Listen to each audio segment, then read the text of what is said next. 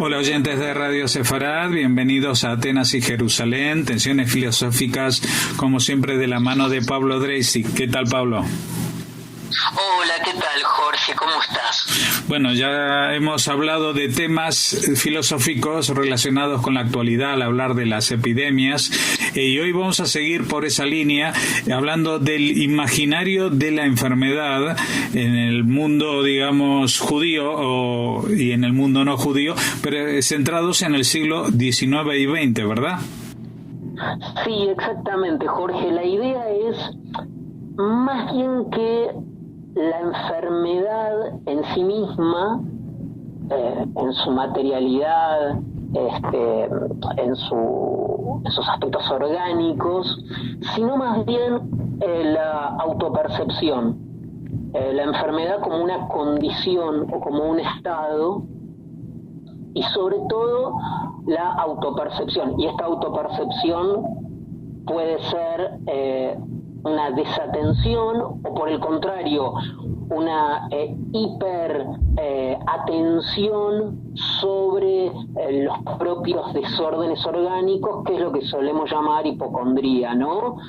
Que en otros registros puede ser formas imaginarias de la enfermedad también. Es decir, la enfermedad en sus connotaciones de percepción y autopercepción, que se pueden dar, digo, como una despreocupación, o por el contrario, y esto sucede muy a menudo, como una no solo preocupación sobreactuada, sino incluso como una falsa percepción, ¿no?, de la enfermedad.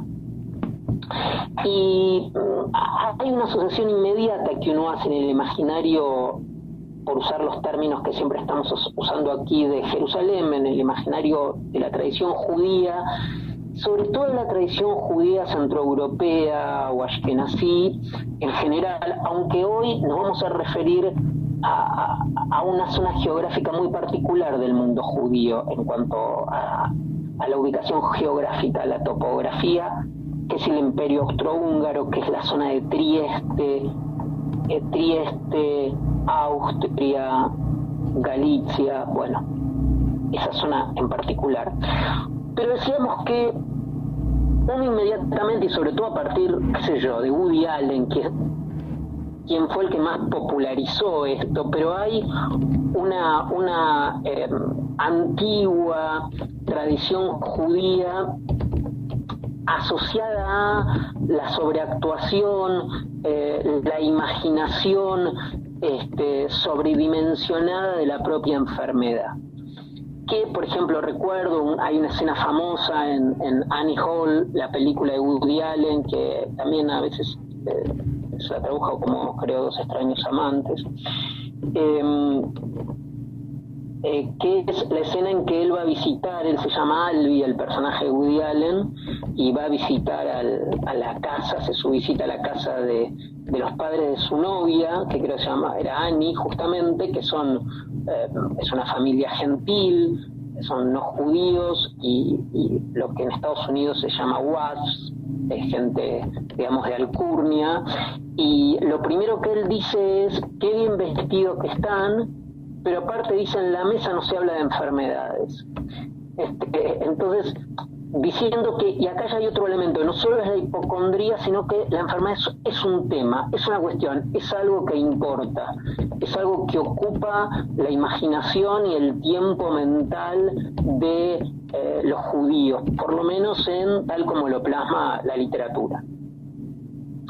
Ahora, en el siglo XIX, en la literatura del siglo XIX, que es la vía regia, el acceso directo que tenemos a la imaginación judía, al modo en que los judíos percibían su propio cuerpo y percibían, entre comillas, su buen o mal estado de salud, en el siglo XIX, decía, aparece en la literatura, y ya comienzo del siglo XX, toda una una tradición donde, para usar una frase más técnica, hay una estetización de la enfermedad. La enfermedad no solo es un estado patológico, sino también que es una especie de índice fenomenológico de nuestra propia existencia. Entonces ya no solo es una enfermedad, sino que es un mal-estar en el mundo, es una relación con el mundo, una relación con nuestra propia existencia, etcétera, etcétera. Y tenemos toda una línea literaria y ensayística. En primer lugar, Thomas Mann, La montaña mágica, pero no solo La montaña mágica, sino cuentos, todos los cuentos, el Tristán de Thomas Mann. Tenemos Proust, donde hay una estetización de la enfermedad, donde la enfermedad, sobre todo la tuberculosis, en la ópera, ni hablar, la tuberculosis, sobre todo como uno de los males del siglo, como se llamaban, ¿no? Se convierte en un afinamiento del espíritu, un refinamiento de cierta capacidad sensible para captar una dimensión artística del mundo, allí donde otros ven meros objetos, meras cosas. La enfermedad, en vez de degradar, lo que produce es un exacerbar la captación de lo real, y eso uno lo ve en La montaña mágica. Y entonces la enfermedad aparece casi como una gracia. Bueno, en Muerte en Venecia aparece como una sublimación o una elevación del espíritu, una condición para mejor recibir las cosas del mundo en un sentido artístico. Los sanatorios no solo son sitios de recuperación de la salud, sino que son lugares que se asemejan ahora en el siglo XIX a conventos o a lugares, en la literatura de Thomas Mann, no en la realidad, ¿no? Sitios de reflexión, ¿no? Se asemejan mucho a conventos, lugares de espiritualidad. La enfermedad comienza a ser ligada a la espiritualidad. Ahora, aparece casi contemporáneamente a Thomas Mann en algunos autores judíos de la época una relación con la propia enfermedad muy sutilmente diferente, pero muy interesante. Habría que citar acá grandes autores judíos centroeuropeos, sobre todo centroeuropeos, contemporáneos de Thomas Mann, que fueron por el lado de la enfermedad. En sus trabajos está muy presente la enfermedad. Joseph Roth, de quien está publicado en español prácticamente hoy casi todo. Hermann Broch, también, que está publicado. Pero yo quería referirme a un autor en particular, Italo Svevo.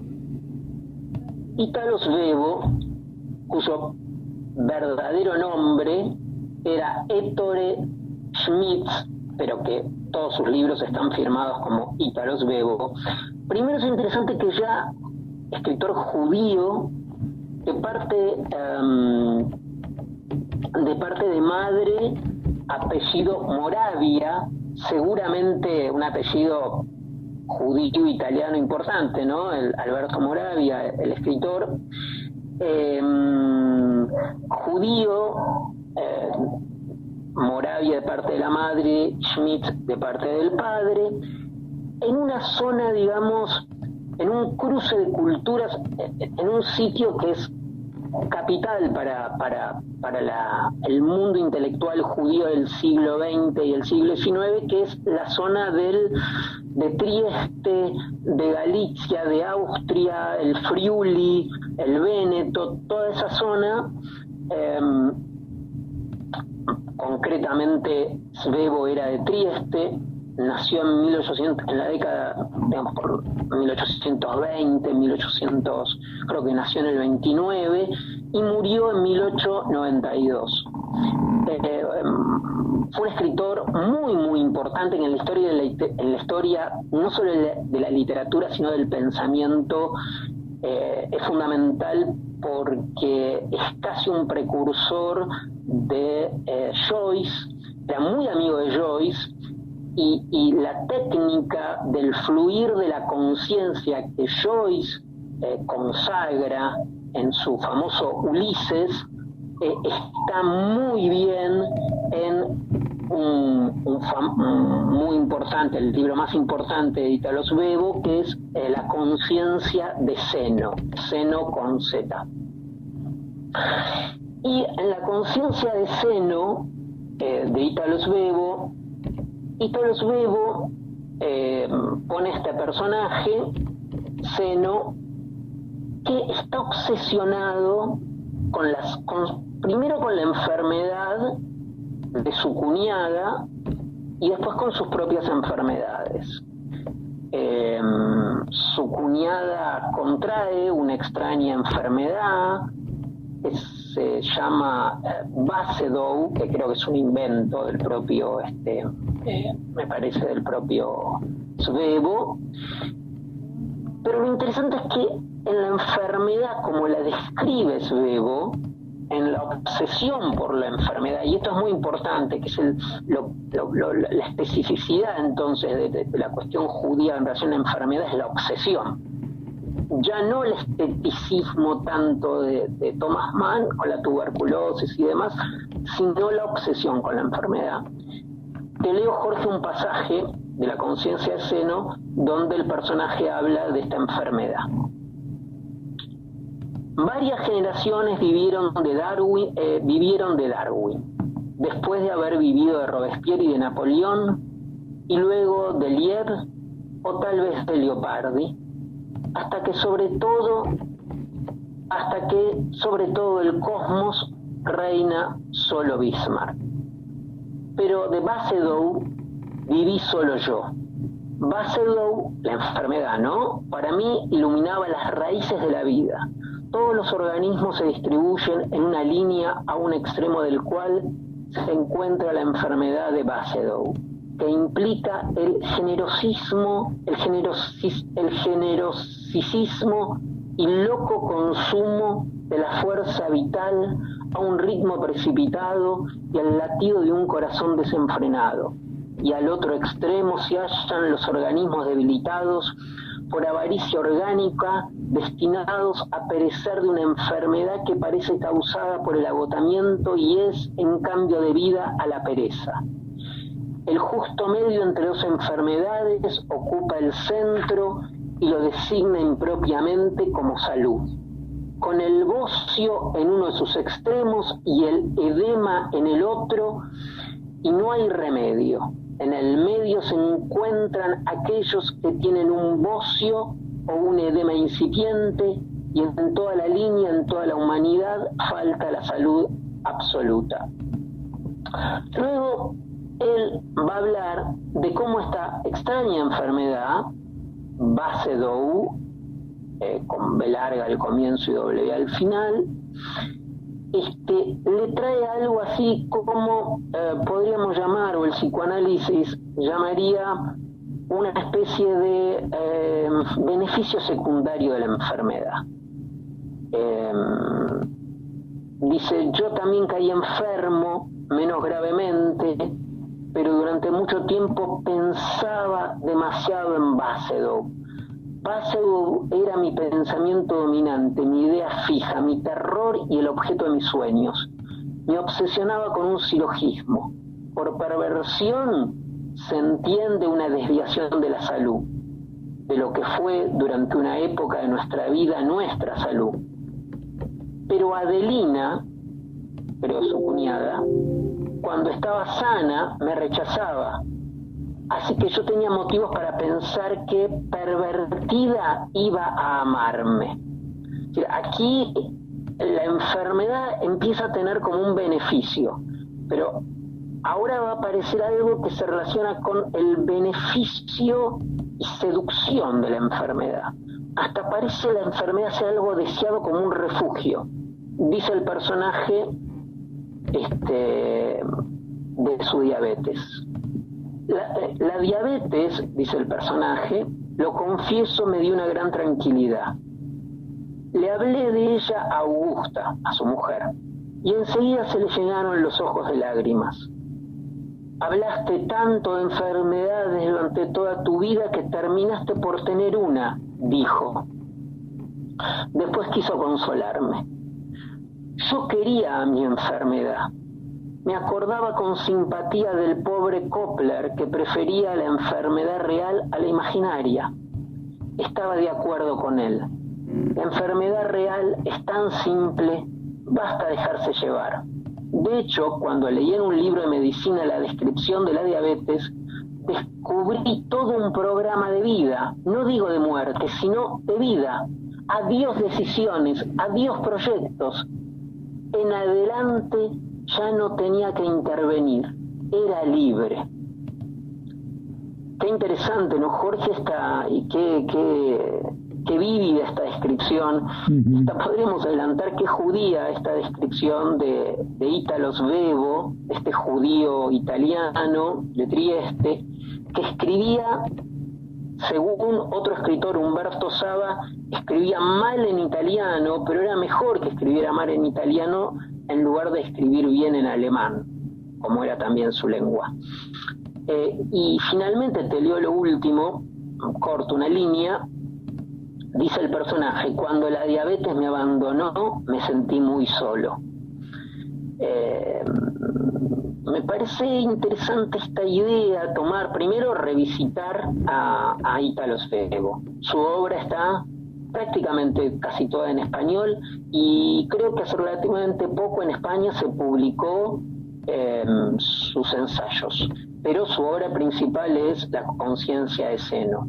De todas maneras, también en España se publicó, creo que por Lumen, sus cuentos completos, de modo que pensar en la relación entre la enfermedad, entre nuestra hipocondría judía, entre esa historia que nos relaciona con la obsesión por las enfermedades reales o imaginarias, en cómo nos enamoramos de nuestras enfermedades. Bueno, es un buen momento para en nuestra cuarentena volver a leer los cuentos y la gran novela, si queremos, de La conciencia de seno de Italo Svevo. Pues me parece una muy buena recomendación. Ahora tenemos tiempo para leer todo aquello que nos recomiendas, y por eso pues te vamos a invitar que también la semana que viene vengas a visitarnos y a recomendarnos estas tensiones filosóficas, estos temas de interés, a veces tan transversales como este concepto de la enfermedad. Muchas gracias por habernos atendido, Pablo Dreisig. A ti, Jorge, y a la audiencia.